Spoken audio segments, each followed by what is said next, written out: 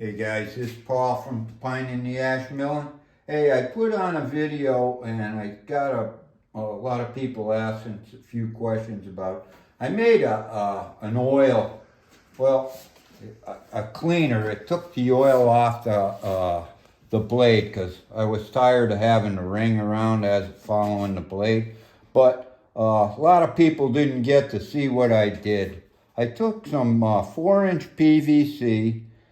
The caps, and if you do with the caps I got here, these are 2 inches high. Another little perk I had in there, 2 inches high. I MacGyvered a piece of inner tube to hold it, but if you're doing it, it would end up being just shy of 9 tall.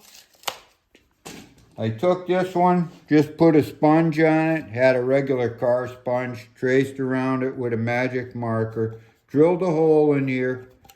I put a couple slices in straight with a Sawzall. You put this in there like that, put that on.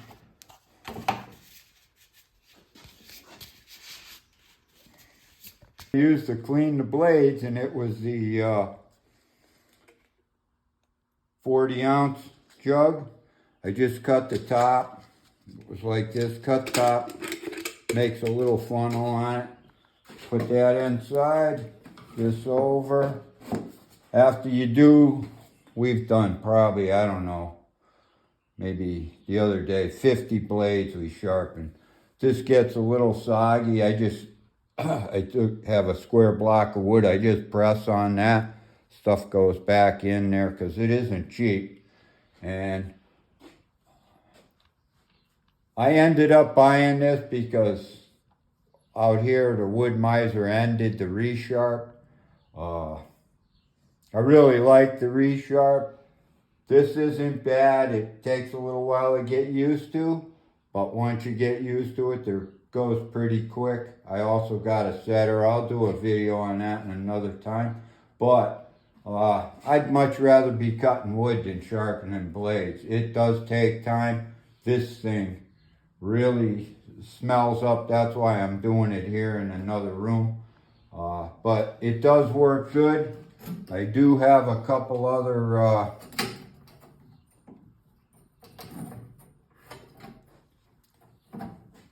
little mods I did on it.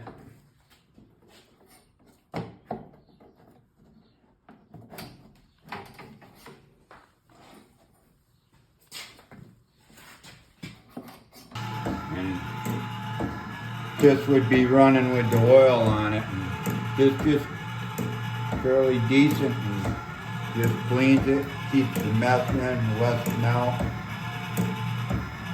That was one mod. Another mod I did is these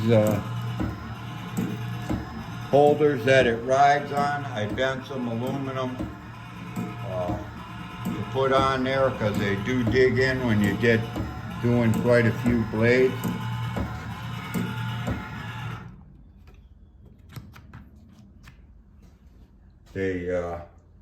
They really don't take much to make. I just did a piece of bent a piece of aluminum.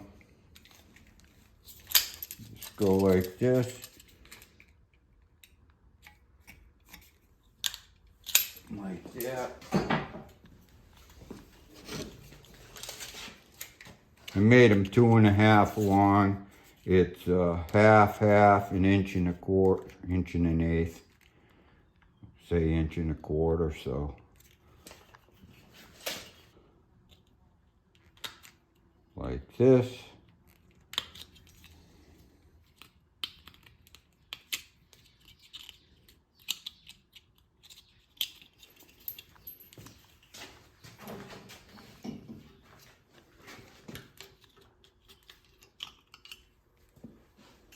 Notch the little V in it to catch that on there like that. And then when you do that, if you notch a little notch on the side there, you can just slide that in like that, put it down, take that wing nut, holds it right in place. These things don't take nothing. I made them out of coil stock that I had for trimming. Another thing I use is I made a bolt and I cut a hole and slot in it so I could, if I notice any real bad ones on there. But other than that, it's been pretty good. And a light or something like this is good to have, especially if you're blind like me. But if you put it on there, it blows it up. You can see real good on how that's working. That was another one for sharpening. And the last but not least,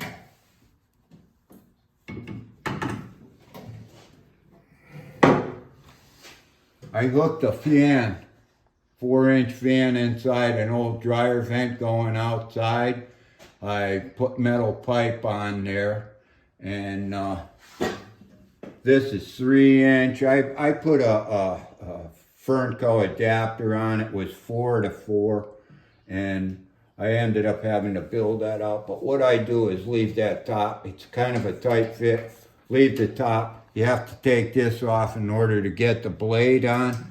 But when you're cutting, you put that on like that. I put it on a switch over here so that you don't really hear it much. But I put it on a switch with a light so I know that it's on. So I don't leave here with it keep running. But it does the job good.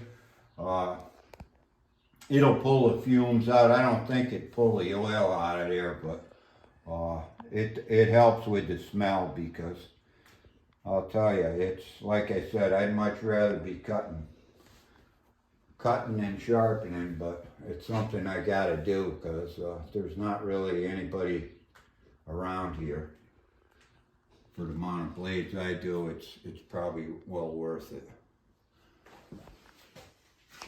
Hope that helps you guys out. Thank you.